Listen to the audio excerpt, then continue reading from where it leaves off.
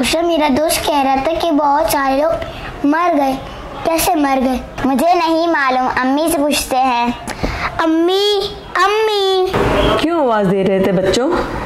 अम्मी, अंश का दोस्त कह रहे हैं कि बहुत सारे लोग मर रहे हैं, ऐसा क्यों हो रहा है? बच्चों, मालूम नहीं अनस के दोस्त किससे सुन के ये बात कर रहे हैं। हमारे शहर में सफाई सुथराई अच्छी नहीं है, पीने का पानी भी साफ नहीं मिलता, बारिश होने के बाद कचरा फैल जाता है, गटर उबलने लगते हैं जिसकी वजह से गंदगी बढ़ जाती है और गंदगी होने की वजह से मुख्तलिफ किस्म के जरासीम हमला करते हैं और इसकी वजह से लोग बीमार पड़ते हैं। हमारे शहर में इस वक्त डेंगू मच्छर ने हमला किया हुआ है, मलेरिया भी बड़ा मसला है, मौसमी बुखार भी चल रहा है और कोरोना वायरस का भी मामला है। अम्मी, अनस के दोस्त कह रहे हैं कि बहुत सारे लोग मर रहे हैं, ऐसा क्यों हो रहा है? पता नहीं खौफ क्यों फैलाया जा रहा है।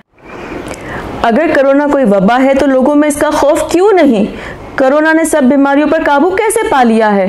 कोई और बीमारी है ही नहीं, जीना हराम कर दिया है। पता नहीं कराची वालों को किसकी बद्दुआ है। कभी फातिमा जिन्ना को वोट देने पर फसाद में झोंका गया तो कभी जबान के मामले पर गोलियों से भूना गया, कभी कौम परस्ती के नाम जलाओ घेराव हड़ताल की मुसीबत मुसल्लत रही, कभी किसी लीडर का कत्ल दूसरे शहर में हुआ तो लूट मार इस शहर के लोगों के साथ की गई।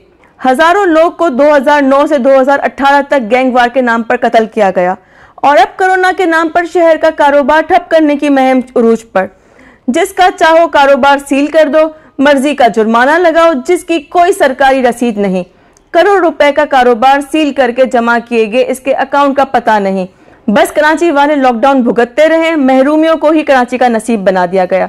बच्चे तालीम से महरूम हो रहे हैं, इसकी फिक्र ही नहीं। ना अहल हुकूमत के कारिंदे कोरोना के नाम पर खौफ फैलाकर अपना धंधा कर रहे हैं कि हमें चंदा दे दो।